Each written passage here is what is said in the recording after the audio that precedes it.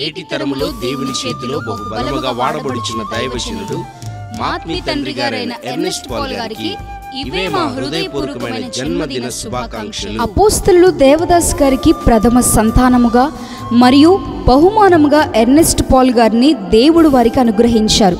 దైవజనుడు Ernest Paul గారు ఎంతో ఉన్నతమైన విద్యను అభ్యసించి దేవుని ప్రణాళిక ద్వారా రక్షింపబడి 2014వ సంవత్సరంలో దేవుని సంపూర్ణ సేవకు సమర్పించుకున్నారు.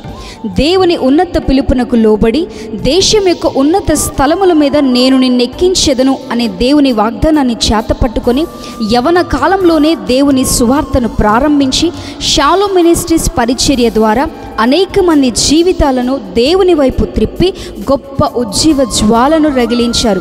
యవన కాలంలోనే ప్రపంచవ్యాప్తంగా వాడబడుచు అనేక మంది సేవకులను పురికొల్పుచు మరియు అనేక సంఘములను దేవునికి సేవకునికి దగ్గర చేస్తూ తాను రచించిన అద్భుతమైన పాటలు అలాగే అందిస్తున్న నూతనమైన ఉపదేశముల ద్వారా వందలాది ప్రజలు దేవునిలో బలపరచబడుచున్నారు. అనేక రాష్ట్రాలలో మరియు అనేక ప్రాంతాలలో దేవుని సువార్తను ప్రకటిస్తూ అలుపెరుగని ప్రభు సైనికుని వలె దేవుని పనిలో ముందుకు కొనసాగుతున్నారు. అలుపెరుగని క్రీస్తు యోధునిగా ఈ తరానికి గొప్ప ఆశీర్వాదముగా దైవజనుని ఉంచిన దేవాతి దేవునికి కృతజ్ఞతాస్తుతులు చెల్లిస్తున్నాము. రానున్న దినాలలో దేవుని చేతిలో ఇంకా బహుబలముగా వాడబడాలని మనసారా కోరుకుంటూ ప్రార్థిస్తున్నాము.